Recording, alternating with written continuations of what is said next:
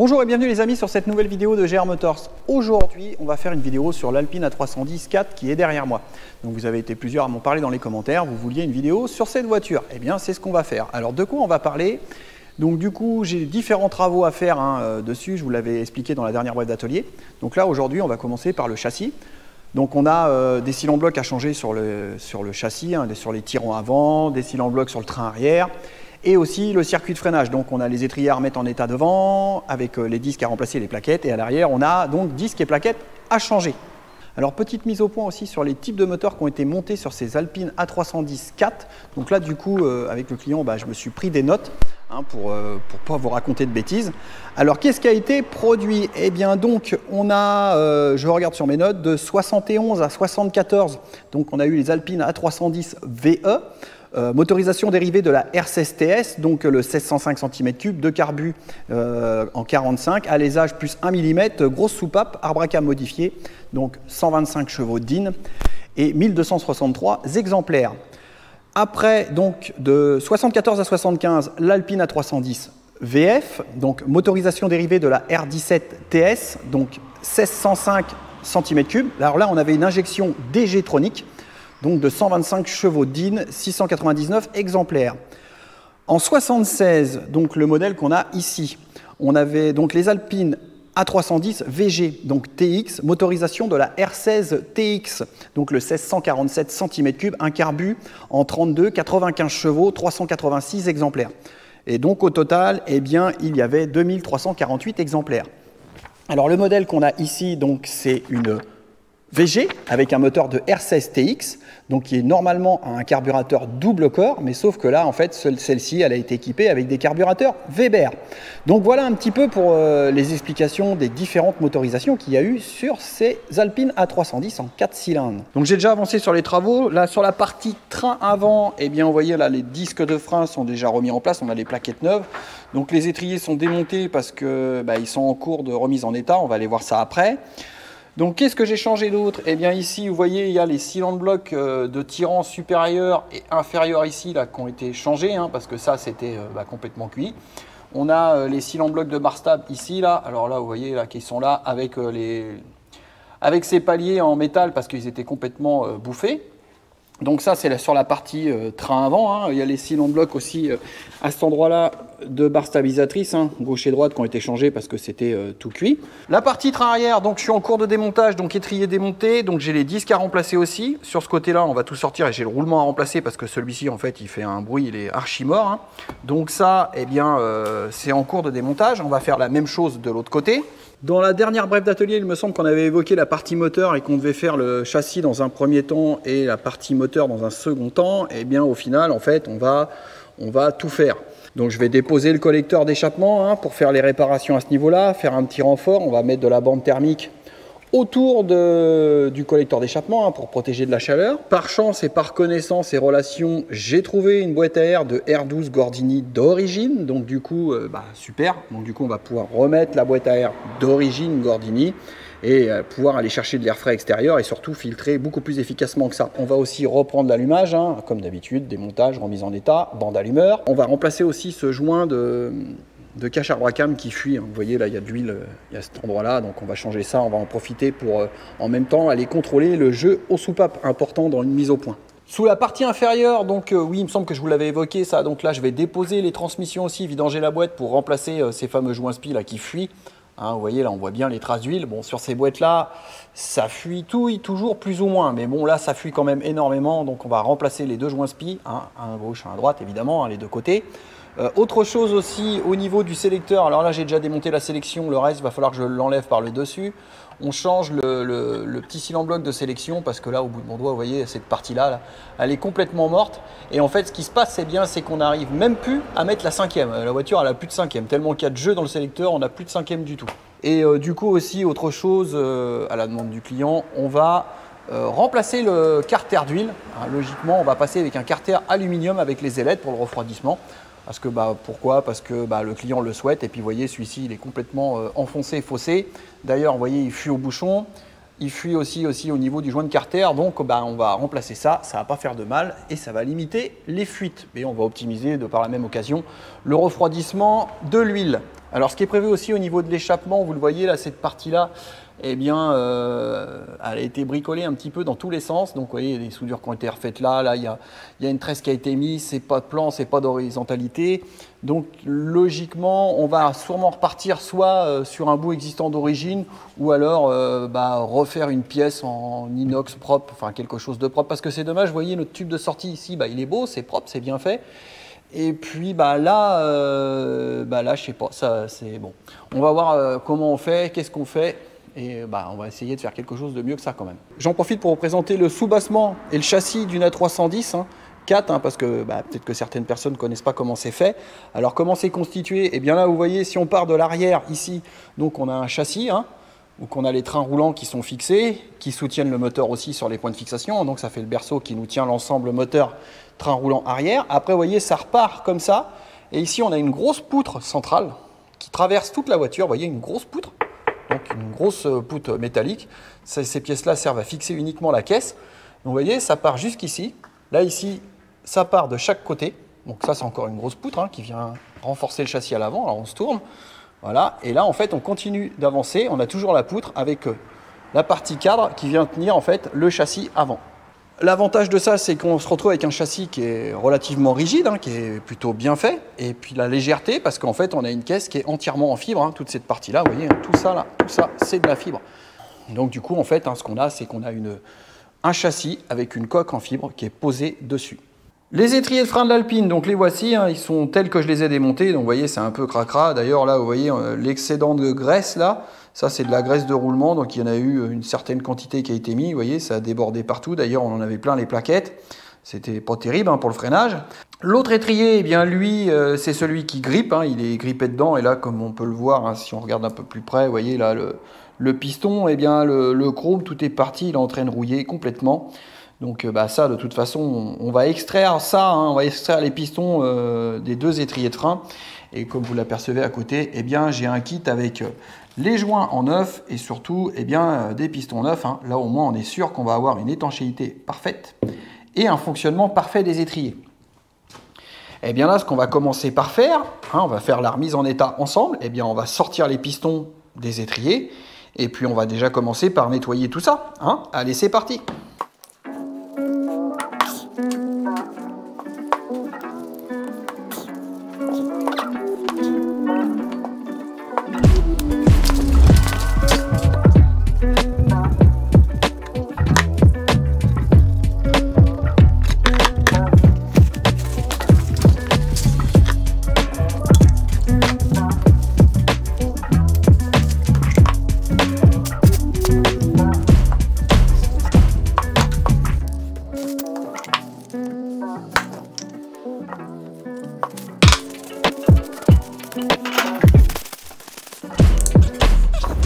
Alors vous l'avez vu, j'ai démonté donc les pistons, donc rien de compliqué. Donc là, la chance que c'était pas vraiment grippé, donc ça sort plutôt pas mal.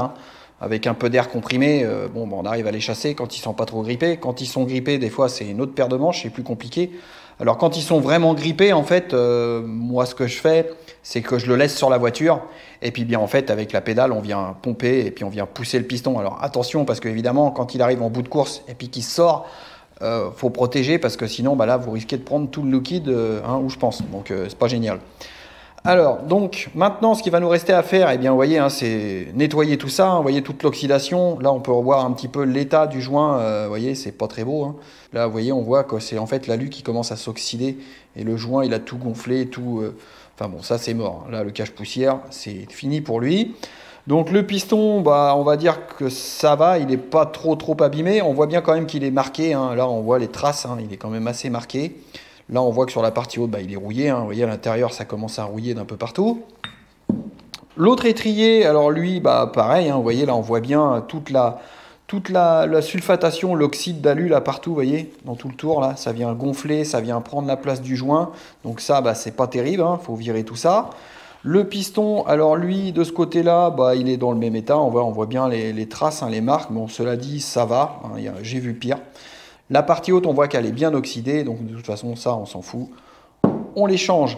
Voilà, vous voyez, on peut se rendre compte un petit peu de la quantité de sulfatation qu'il y a là, vous voyez toute la crasse qu'il y a là, donc tout ça, bah, faut virer tout ça, hein, là, vous voyez, là, ça prend la place du joint en fait, hein, ça gonfle, et puis bah, après ça provoque des mauvaises étanchéités là. Alors, là, je sais pas si vous allez bien voir, mais vous voyez la quantité qu'il y a là, si je, hop, là on voit bien hein, toute cette espèce d'oxydation, hein, c'est un mélange de tout. Là on a certainement la même chose de ce côté-là, alors là on voit bien, voilà. Donc là tout ça, il faut que ça soit nettoyé, gratté soigneusement. Donc là, je vais dégrossir tout ça. On va aller à la laveuse, nettoyer ça. Et déjà, on y verra plus clair.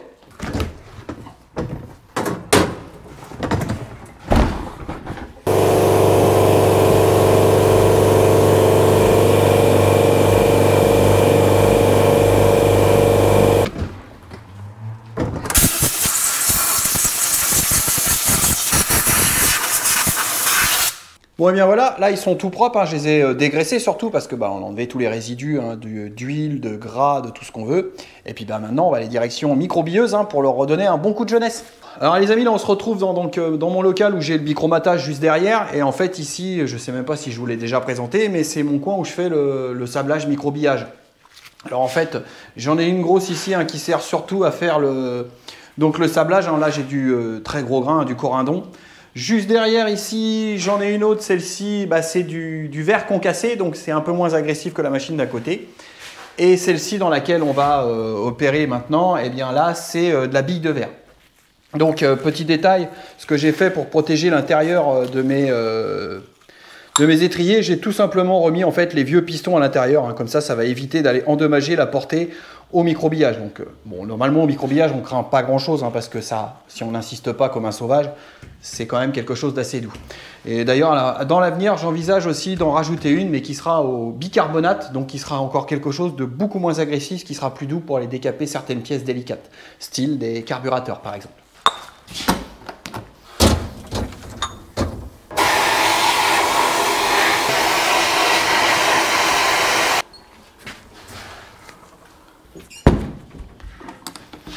Eh bien voilà, comme on dit, hein, souvent il n'y a pas photo, hein. Je vous mettrai une illustration parce qu'on a eu l'intelligence ce coup-là de faire une photo avant-après ou qu'on a mis les deux à côté. Vous verrez, la différence elle est assez flagrante hein, parce que c'est vrai qu'une fois que c'est fait, bah, c'est beau donc on s'en rend plus bien compte. Donc bah, maintenant, je vais renlever mes pistons et puis on va surtout déjà bien souffler ça comme il faut parce que vous voyez il y a toujours un peu de sable qui reste partout.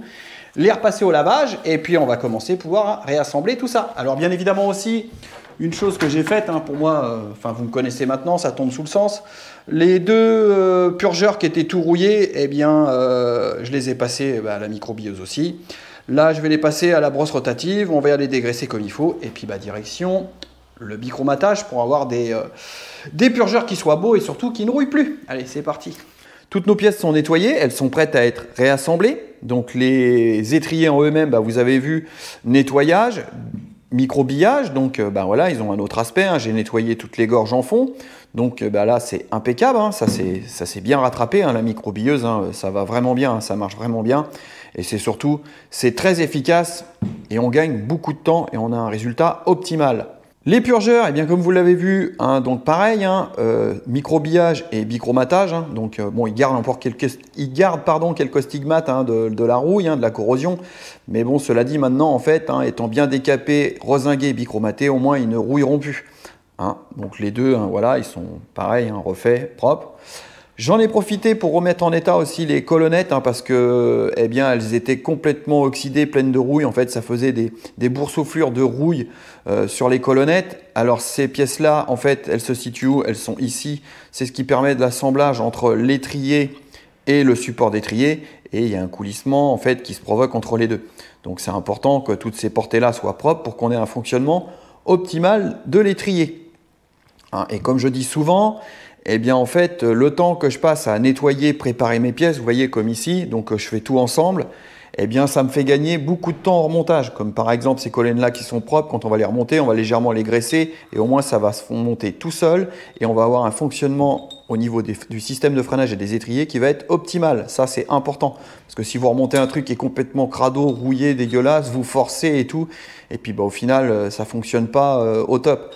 Alors effectivement, hein, quand on fait des voitures modernes, on n'a pas besoin de faire tout ça parce que c'est propre, c'est en bon état. Mais quand on a des autos comme ça qui ont 50 ans, eh bien voilà, hein, souvent ça a vécu et puis bah, ça a besoin d'être reconditionné. Donc voilà, donc là, eh bien maintenant je vais réassembler mes étriers hein, avec mes pistons neufs, mes joints neufs. Et puis bah, après, on n'aura plus qu'à reposer cet ensemble-là sur la voiture.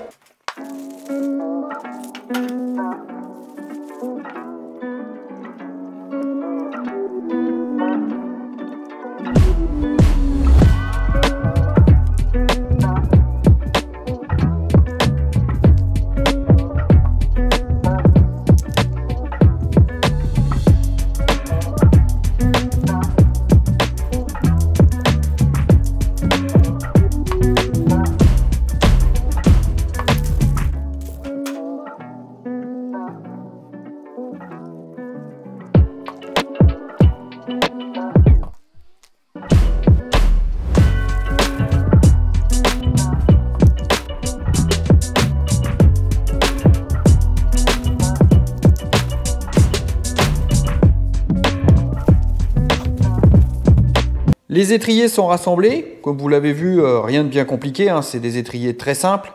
Donc remise en place du joint, pas oublier de mettre une graisse hein, pour faire coulisser le piston pour ne pas blesser le joint au montage. Une graisse qui est neutre, hein, qui ne va pas aller détériorer le joint bien évidemment. Et puis bah, après remise en place du petit cache-poussière et puis du purgeur de frein, donc voilà, qui est robichromaté. Donc eh bien maintenant en fait il va nous rester plus qu'à remettre en place sur la voiture, hein. Donc là bah, aucune difficulté hein, vu que c'est parfaitement nickel hein, pour les deux, hein. Les deux vous voyez bah voilà, hein. On se retrouve avec des étriers neufs, tout est propre, tout est beau. Eh bien il n'y a plus qu'à remettre ça en place sur la voiture, remonter les colonnettes et après il nous restera la purge à faire. Les étriers sont reposés. Bon, pas de difficulté particulière hein, sur ce montage là, hein. Comme je vous l'ai expliqué, c'est des étriers très simples au niveau montage, hein. Là, vous vous rappelez des petites colonnettes que je vous parlais. Eh bien, vous voyez l'intérêt que ça soit bien propre et que ça soit légèrement graissé. Alors, ça ne sert à rien de tartiner ça de graisse, hein.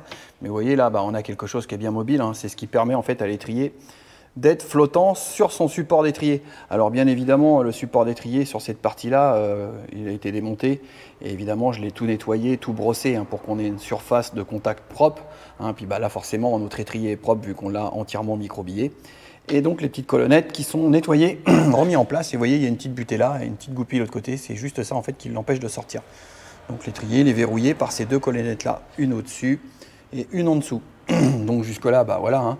Rien de complexe hein, sur le système de freinage de ces voitures là, hein. C'est quelque chose de très simple.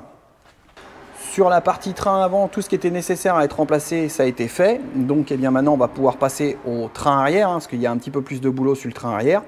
Mais avant tout, je vais vous expliquer 2-3 choses en fait sur les trains roulants de cette Alpine. Parce qu'à voir comme ça, ça peut paraître simple, mais ils sont très techniques, les trains roulants, pour l'époque. Alors, je me suis intéressé un petit peu via le manuel de réparation à savoir comment on faisait, s'il y avait une procédure particulière pour le réglage des trains roulants. Et il s'avère que oui. Donc le manuel, bah, comme vous le savez, hein, moi je travaille jamais sans le manuel, hein, c'est pas possible, donc il m'a été fourni par le client. Donc je lui en remercie, hein. Moi je suis toujours avide d'avoir toutes les documentations. Alors comment ça se passe? Eh bien en fait, quand on regarde un peu comment est fait le train avant, hein, on est en double triangulation. On a un triangle supérieur, un triangle inférieur. Là vous voyez sur l'avant, on a les deux tirants hein, qui permettent de maintenir ça dans cet axe-là, hein, pour éviter que ça bouge comme ça. Et ici, on a la biellette de direction. Alors à savoir que ces trains-là, ils sont réglables eh bien, dans tous les sens. Ici, on a les deux tirants qui nous permettent d'aller agir sur la chasse. Ici, on a le bras inférieur, vous voyez où il y a une partie là, qui est filetée. Là. Et bien ça nous permet d'agir sur le carrossage hein, de la voiture.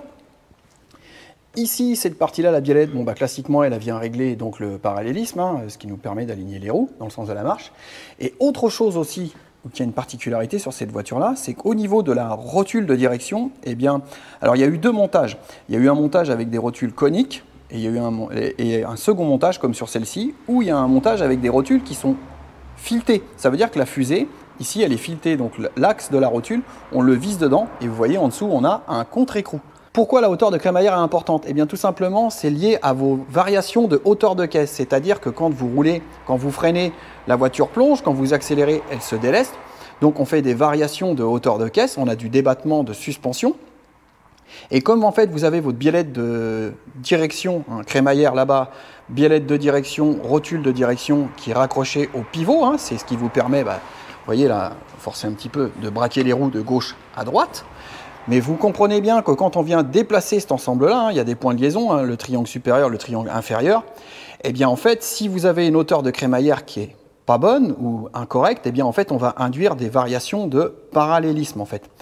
Alors, on en a toujours quand on vient freiner ou accélérer, mais ce qu'on veut, c'est avoir le minimum de variations de parallélisme et surtout qu'on ait la même variation entre la côté gauche et le côté droit. Parce que imaginez-vous, alors ça va pas être facile à vous expliquer comme ça, mais j'essaierai de vous mettre des petits schémas, c'est que si j'ai ma crémaillère qui est de biais par rapport à l'axe de la voiture, eh bien quand on va plonger, en fait, on va pas induire la même variation de parallélisme entre le côté gauche et le côté droit. Ce que ça provoque, en fait, c'est quand vous allez freiner, vous allez vous retrouver une roue qui va prendre de la pince et l'autre de l'ouverture. Et inversement, quand vous allez accélérer. Et ça, c'est pas bon du tout pour le comportement de la voiture. Donc, vous comprenez bien que la hauteur de crémaillère, elle est importante.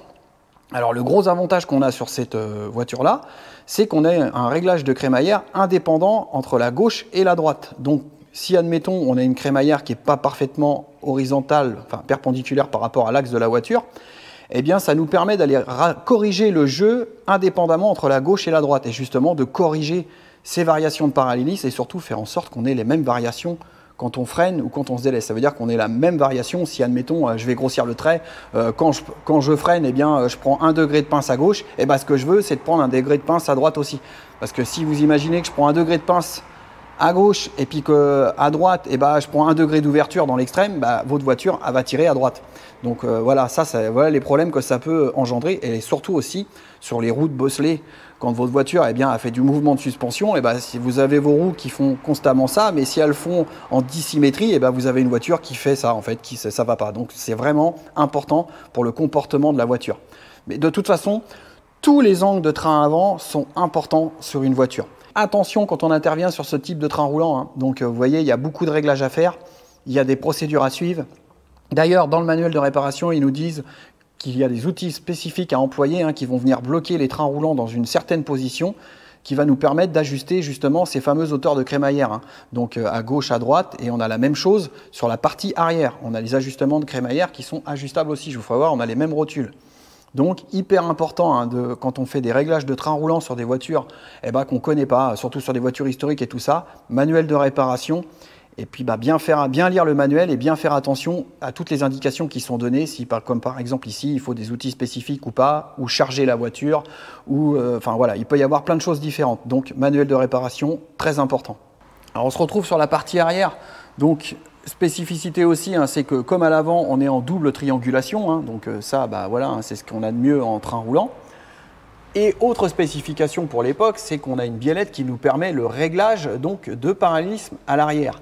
Et on se retrouve avec le même système qu'à l'avant, donc avec une rotule qui est réglable, qui nous permet en fait de faire le réglage de hauteur de crémaillère pour avoir le moins de variations de parallélisme possible. Pour l'époque, on se retrouve avec des trains roulants relativement sophistiqués, déjà de par leur architecture, donc double triangulation avant comme à l'arrière, tous les angles qui sont réglables à l'avant, donc la chasse, le carrossage, le parallélisme, hauteur de crémaillère indépendante gauche et droite. À l'arrière, la même chose, on se retrouve avec une double triangulation et avec parallélisme réglable et hauteur de crémaillère réglable indépendamment, gauche et droite. Donc on a quand même des trains roulants relativement sophistiqués.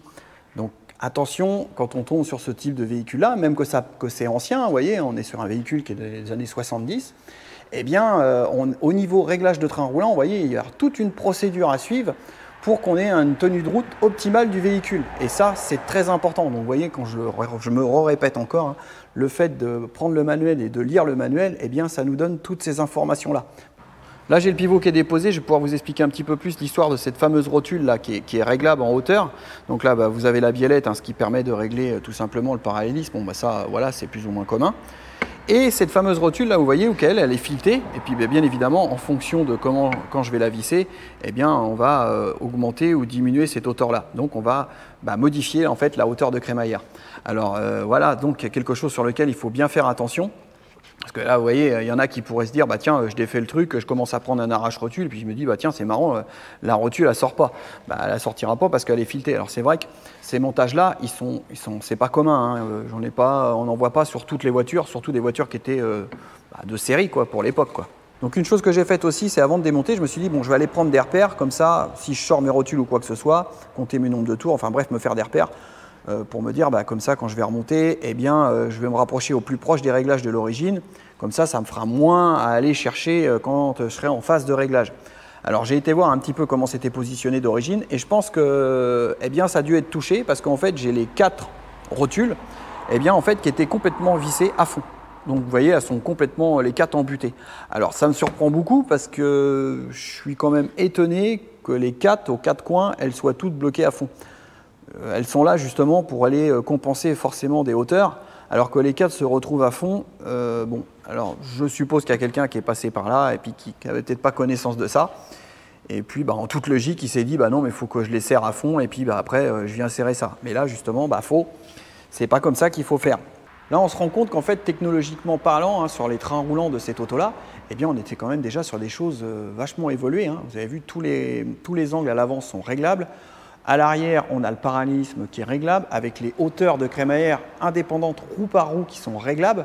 Donc là, vous voyez, on est quand même sur quelque chose de très sophistiqué. Donc, il y a des procédures à suivre et c'est pour ça, et je vous le redis, qu'il est hyper important d'avoir le manuel de réparation parce qu'il y a des choses qui ne s'inventent pas. Vous voyez, chaque constructeur, à chaque période de fabrication des autos, eh bien, ils ont mis des spécifications. Comme là, vous voyez, les fameux systèmes de rotules qui soient réglables, eh bien, on ne retrouve pas ça partout sur toutes les voitures. C'est plus souvent, à l'époque, c'était la crémaillère qui était réglable. Moi, je me rappelle de l'époque, les R5, les Renault 4 et tout ça, eh bien, on avait des cales qu'on mettait sous la crémaillère, justement, pour aller régler cette hauteur de crémaillère, pour justement avoir une variation de hauteur, des variations de parallélisme au minimum. Mais là, en fait, ils nous permettent d'aller avoir un réglage roue par roue indépendamment. Donc là, c'est quand même quelque chose de très évolué. Maintenant, je vais continuer à avancer sur le châssis. J'ai des cylindres blocs à remplacer sur la partie arrière qui sont fatigués sur les triangles. Les cylindres blocs à remplacer, c'est ceux qui sont aux extrémités des triangles. C'est ceux qui sont côté châssis. Donc sur l'inférieur, il y en a un de chaque côté. Le supérieur, on a la même chose. Alors je les remplace parce que ils ont pris du jeu et puis ils sont très moyens. Avec le temps, ils se sont complètement tassés. Et puis c'est surtout que quand on va devoir faire un réglage de train roulant derrière, il faut qu'on ait un châssis qui soit bien dans sa position et pas complètement affaissé.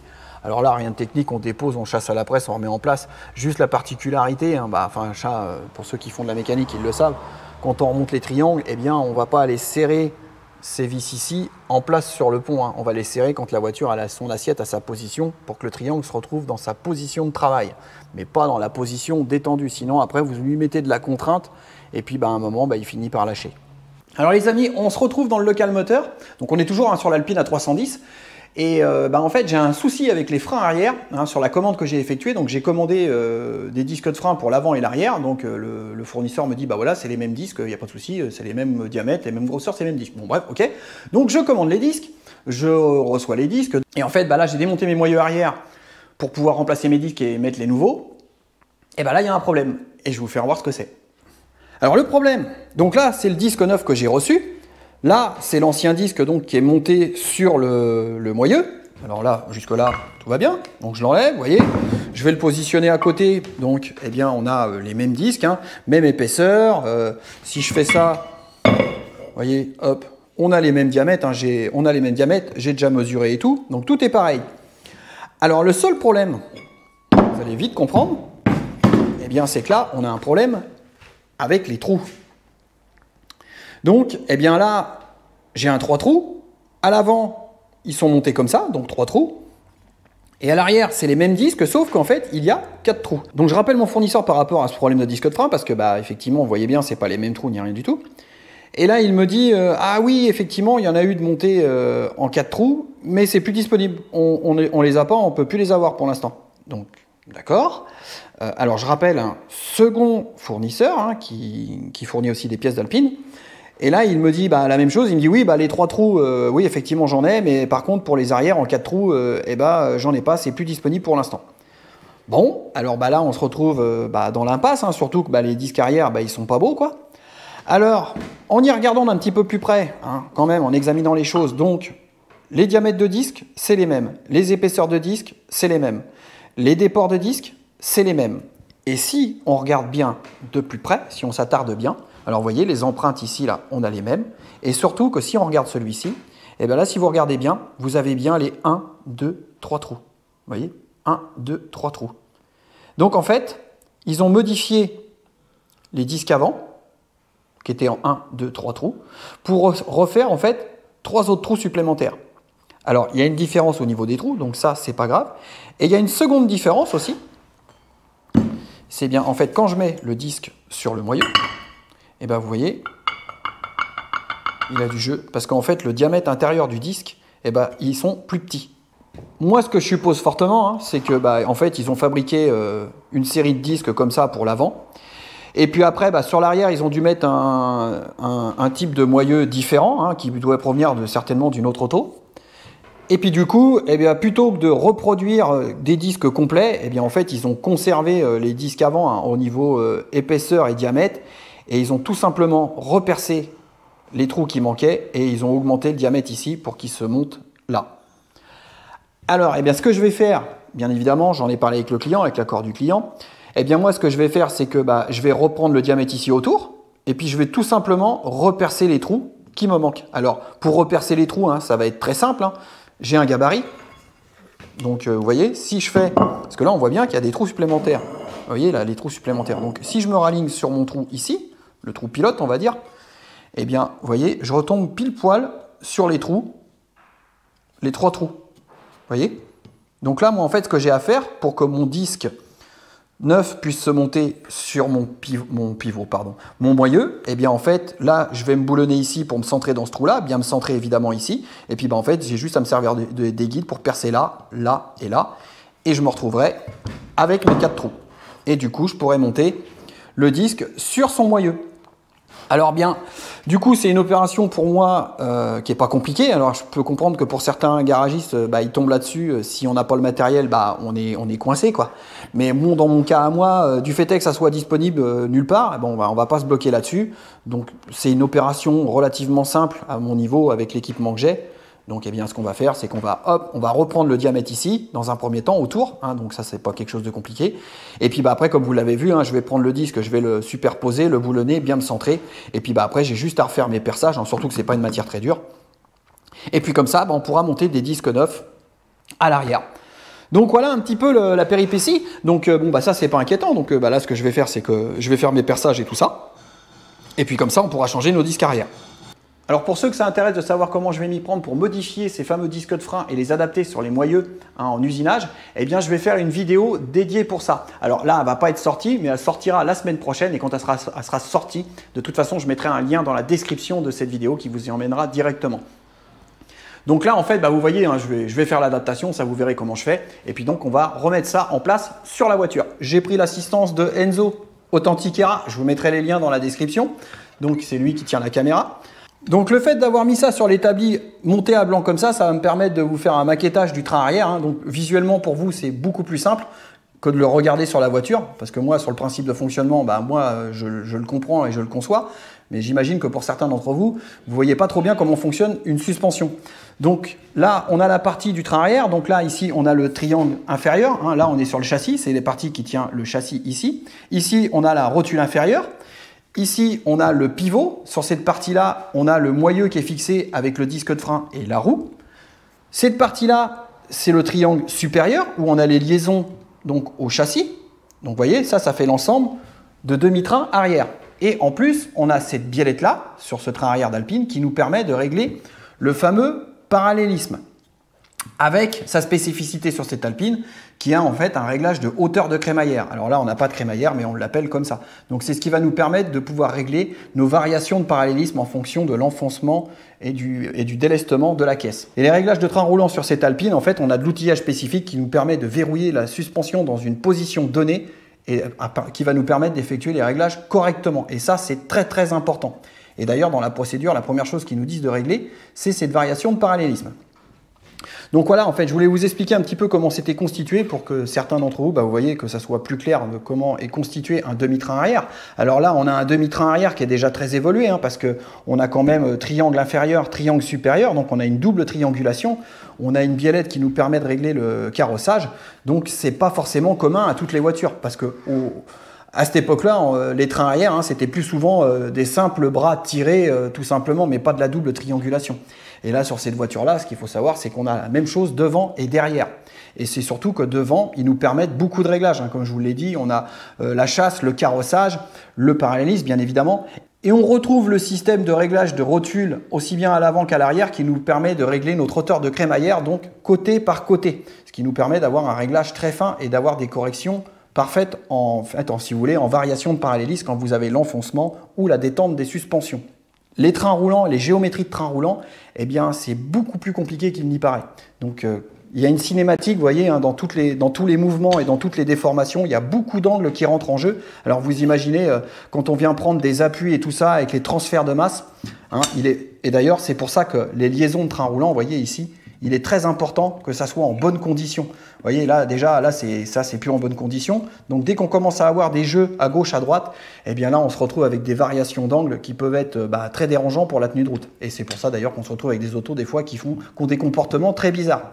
Donc, les trains roulants, c'est très important. Et surtout, les réglages de parallélisme. Enfin, les réglages de parallélisme. Alors, déjà, vous voyez, la déformation. Les réglages de train roulant. Le parallélisme, c'est la dernière chose qu'on règle sur une voiture. Mais la première chose qu'on va régler sur une voiture, c'est le train arrière et tous les angles qui sont réglables sur le train arrière, et à part on passe sur le train avant et on va régler tous les autres angles et le parallélisme se règle en dernier. Donc quelqu'un qui va vous régler juste le parallélisme sur une voiture sans contrôler les autres angles, ça sert à rien. Sauf évidemment si tous les autres angles sont bons. Mais la première chose qu'on doit faire, c'est contrôler que tous les autres angles sont bons et sont dans la norme. Ça c'est très très important. Et la pression des pneus aussi, hein, ça va de soi. Eh bien écoutez les amis, on va en rester là pour aujourd'hui. Hein, donc il y aura des prochaines vidéos sur l'Alpine A310 où on verra bien les interventions sur le moteur, l'échappement, l'allumage, le fameux carter aussi en aluminium. Et puis bien évidemment le réglage de ces trains roulants et la mise au point du moteur. Eh bien comme d'habitude, un petit pouce bleu, ça fera plaisir. Hein, et puis surtout, n'hésitez pas, abonnez-vous, partagez. Je vous dis à bientôt. Tchuss! Eh bien écoutez les amis, on va en rester là sur cette vidéo. Non. 1, 2, 3. J'ai l'autre derrière, il se fend la gueule comme... Non mais c'est... Attends, faut que je me concentre, mais tu rigoles. Donc comme tu rigoles, je rigole. On va en rester là, hein, d'abord. Il y aura d'autres vidéos sur l'Alpine parce que je peux pas tout condenser en une seule vidéo. Voilà, bon allez, je vais faire... J'espère que ça vous aura plu. Bah vas-y, fais-le. N'hésitez pas à lâcher un pouce bleu. Et on se dit à plus tard, Artus. Ouais, vas-y, bah fais-la l'outro. Je viens de la faire. Ah, d'accord. Bon bah vous avez eu l'outro par Authentiquera, donc on va en rester là. Il a fait ça nickel. Le mec c'est un chef. Et d'ailleurs c'est pour ça qu'il est avec moi. Je dis pas ça parce que c'est mon fils, hein. Mais là... Eh bien écoutez les amis. Non mais je vois ta gueule. Ah bordel, on va pas y arriver. T'as plus de 13% de batterie. Oh, faut qu'on se dépêche, hein. Sur l'Alpine A310 parce que sinon j'ai condensé, hein, parce que sinon elle serait trop longue. Pourquoi tu respires? T'as respiré là? J'ai pas le droit de respirer. Enzo, de rien. Non mais surtout, tu ne rigoles pas. On va y arriver. Allez, c'est bon, c'est parti. Et puis, merde. Oh là là, la tonche. Donc là, on a vu la partie chasse. T'as plus de téléphone qui sonne, c'est bon, on y est là? Bon les amis, on a fait une pause, la caméra avait trop chaud, mais ça c'est des choses qui arrivent. Un avion. Putain d'avion de mort. Bon les amis, on va en rester là. Non mais putain. Mais allez là. Tchuss. Alors le présentateur, c'est de la merde, c'est un tocard. Et puis j'ai l'autre derrière, il se fend la gueule comme il y a pas...